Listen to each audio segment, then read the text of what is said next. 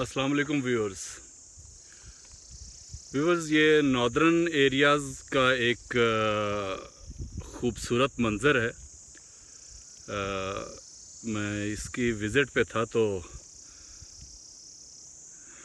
मैंने कहा वीडियो के शुरू में कुछ आप लोगों को अपने वतन अज़ीज़ का कुछ इंट्रोडक्शन कराऊं। तो इंशाल्लाह जल्दी अपने वीडियो लॉग में आप लोगों से मुलाकात होगी। उस वक्त व्यूअर्स, ये एक सफ़र था जिसकी वजह से कुछ दिन तक मैं माज़रत चाहता हूँ कि कुछ वीलॉग भी आप लोगों तक नहीं पहुँचा सका। और इस दौरान में काफ़ी जो हैं इवेंट्स हुए, जिसमें सबसे जो बेहतरीन है, जिसने कौम को खुश कर दिया, वो इंडिया और न्यूज़ीलैंड की शिकस्त है क्रिकेट के मैदान में। और उसके अलावा जो लास्ट वीलॉग में मैंने आपको कहा था कि मैं शुगर माफिया या जिस तरह का एक ऊपर के एक एलीट क्लास जो है, इनका आपस में माफिया, इनको आप यही कह सकते हैं कि ये एक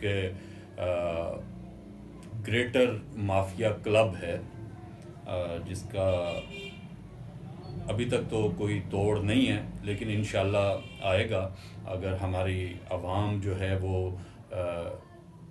इस शऊर के उस लेवल पे आ जाए कि हमारे साथ ये लोग कर क्या रहे हैं।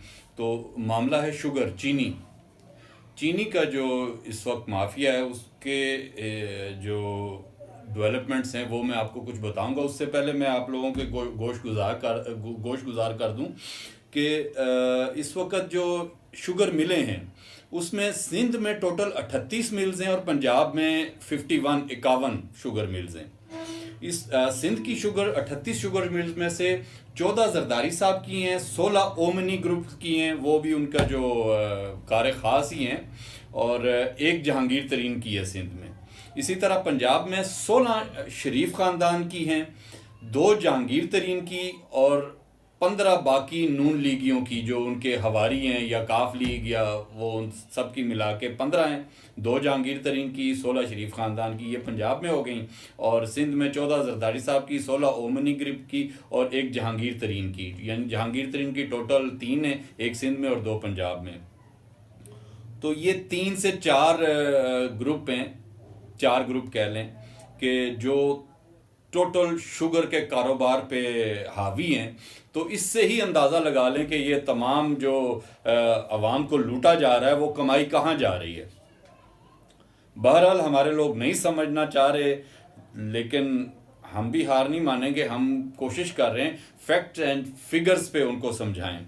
अच्छा, उसमें जो डेवलपमेंट हुई है उसमें मैं एक जज साहब हैं, उनका फैसले का हवाला दूंगा, लेकिन उससे पहले एक चीज़ वाजे कर दूं कि जो इस वक्त हमारे निज़ाम अदल में गड़बड़ है उसका किसी एक जज साहब से ताल्लुक़ नहीं है।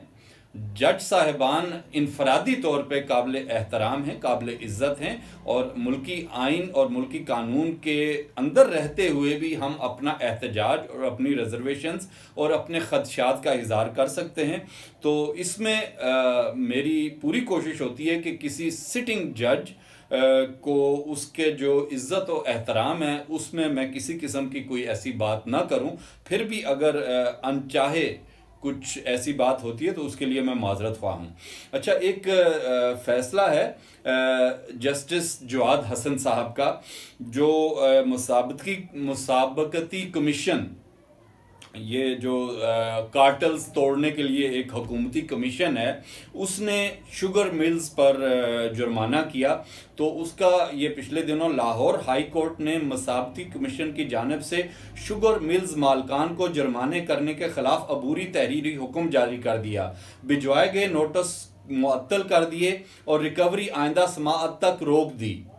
टोटल 18 दरख्वास्तें शुगर मिल्स की तरफ से आईं, जो कि मुसाबकती कमीशन ने जुर्माना आयद किया था, उसको हाई कोर्ट ने मुअत्तल कर दिया। और उसका जो रीज़न बताया है कि तमाम कानून मौजूद होने के बावजूद वफाकी हुकूमत ने एपलेट ट्रिब्यूनल कायम नहीं कर सकी। हुकूमत बताए कि ट्रिब्यूनल कायम करने में कितना वक्त दरकार है। مضحکہ خیز بات ہے یہ کہ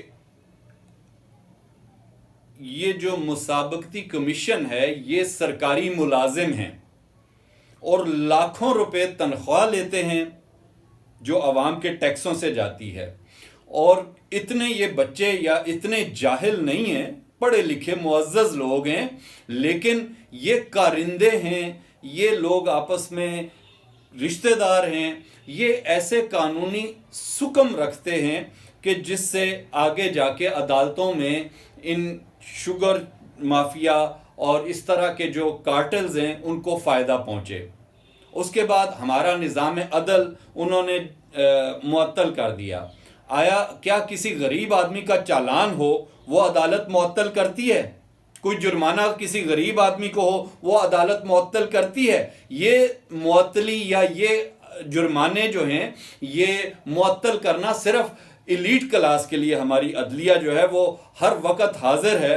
ان کے تو وہ یہ قانون جو ہے ان کے تو گھر کی لونڈی ہے، کیونکہ وہی لوگ اسمبلیوں میں قانون بناتے ہیں اور پھر ججوں کو انہی قوانین پہ چلنا ہوتا ہے، اور اسی طرح جو سرکاری ملازمین ہیں ان کو وہ سیکیور ہیں۔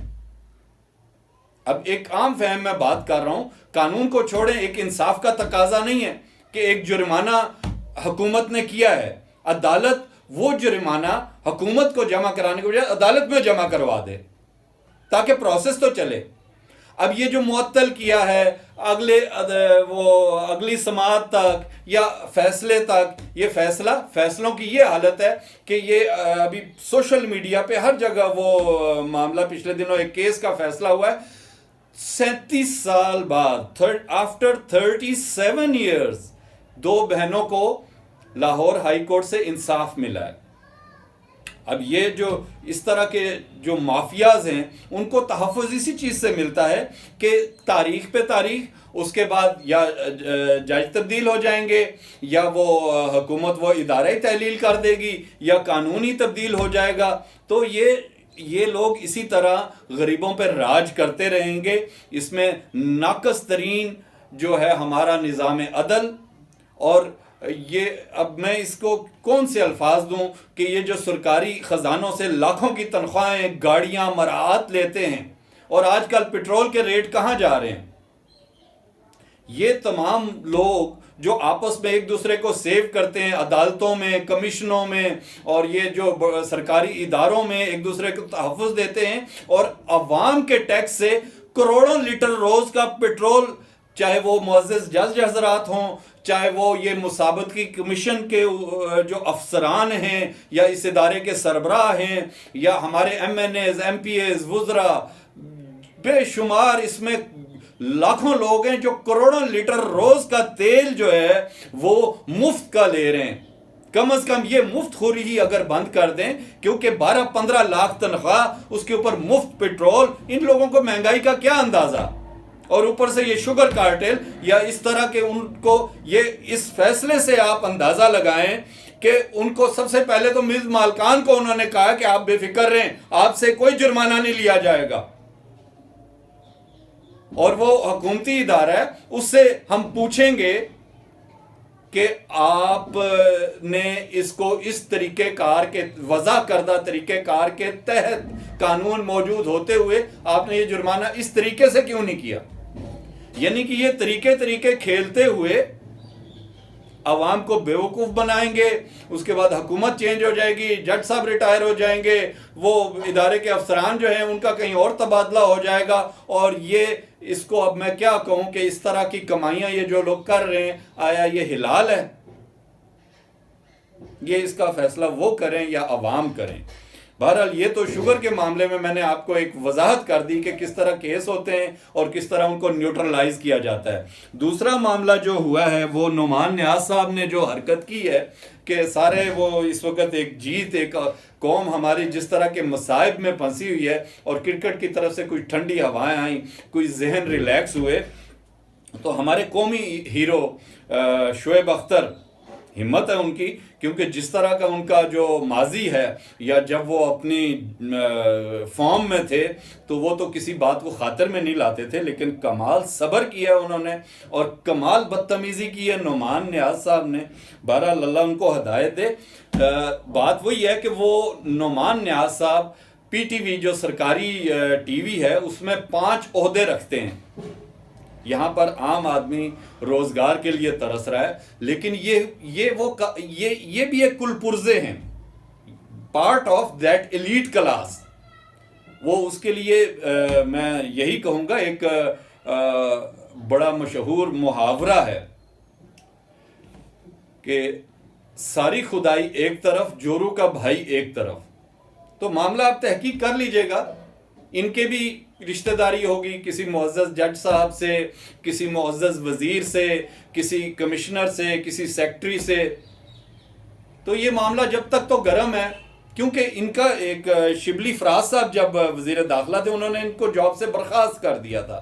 وہ جیسے ہی وزارت تبدیل ہوئی، دوسرے وزیر آئے، یہ آرام سے ان 5 عہدوں سمیت دوبارہ پی ٹی وی میں بیٹھ گئے۔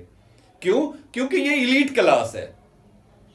ان کے چاہے بیوروکریٹ ہیں، چاہے ججز ہیں، چاہے ایم این ایز ہیں، ایم پی ایز ہیں، چاہے سیاستدان ہیں، یہ سب آپس میں بات وہی ہے کہ ساری خدائی ایک طرف، جورو کا بھائی ایک طرف۔ یہ سارے ایک دوسرے کے جورو کے بھائی ہیں۔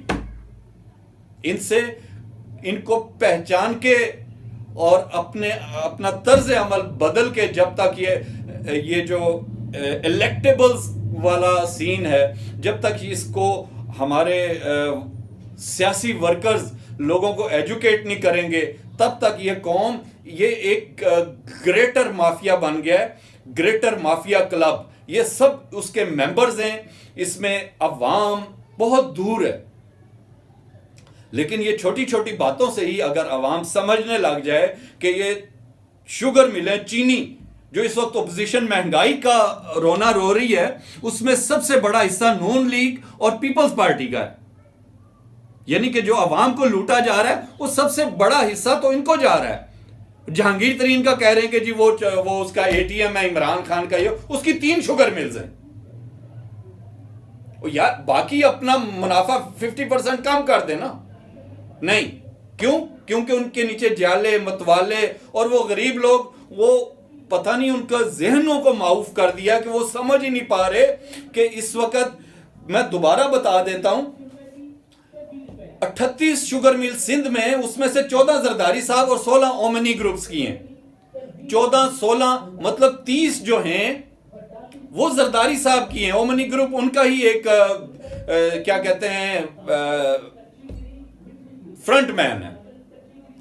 پنجاب میں 16 شریف خاندان کی ہیں اور 15 اس میں بھی زیادہ تر نون لیگی ہے اور کاف لیگی ہے۔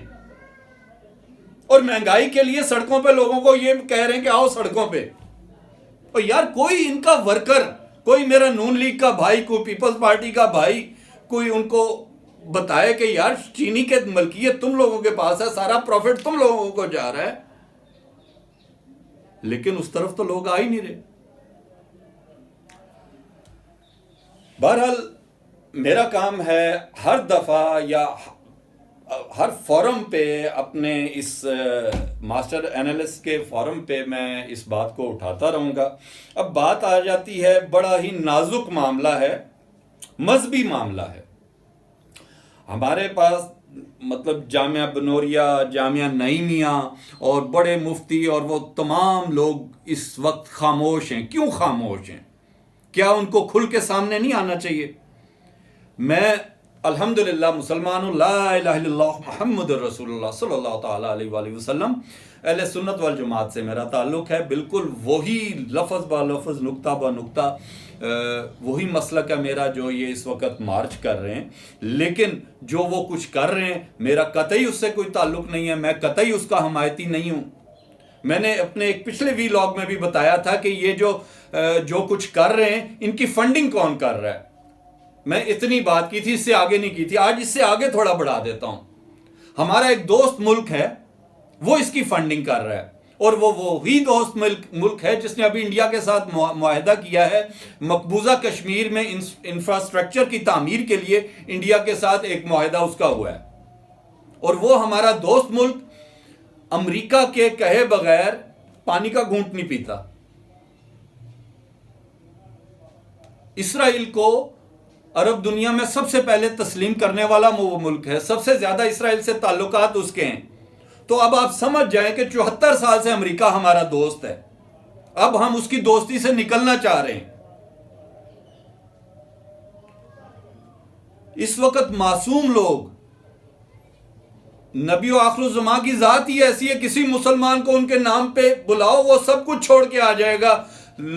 یہ جو تحریک لبیک کی لیڈرشپ ہے, جنہوں نے فنڈنگ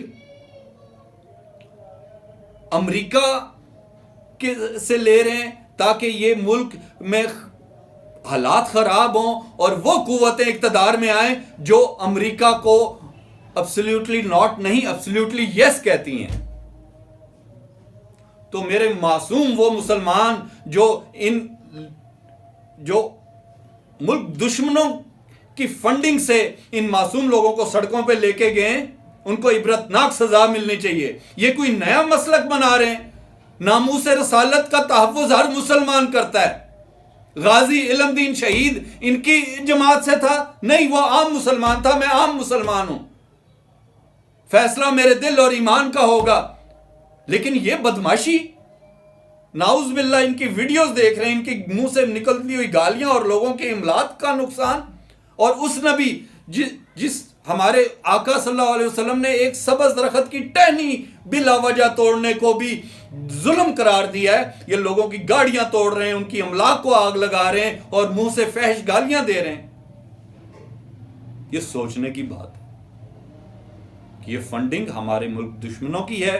تحریک لبیک کی قیادت کو سمجھنا چاہیے, نہ اپنا ایمان خراب کریں, نہ معصوم لوگوں کو درغلائیں, نہ ریاستی جو ملازمین محافظ ہیں ان کی ہلاکتیں ہو رہی ہیں, اور ان مسلمانوں کی جو نبی کا نام لینے والوں کے پیچھے اب آگے ان کی نیت کیا ہے وہ تو ان کو نہیں معلوم, کیونکہ جو بھی نکلے ہوئے ہیں وہ ان کو تو میں برا نہیں کہہ سکتا, لیکن جو لیڈرشپ ہے میرا خیال ہے وہ امریکی ایجنٹس سی لگ رہے ہیں. کیونکہ یہ ایک محاورتاً اس ملک کے خلاف جو ہے وہ اس وقت اسرائیل, امریکہ اور انڈیا ہی ہے. تو ان سے مؤدبانہ گزارش ہے, اس ملک کو دہشت گرد ملک ڈکلیئر نہ کروائیں,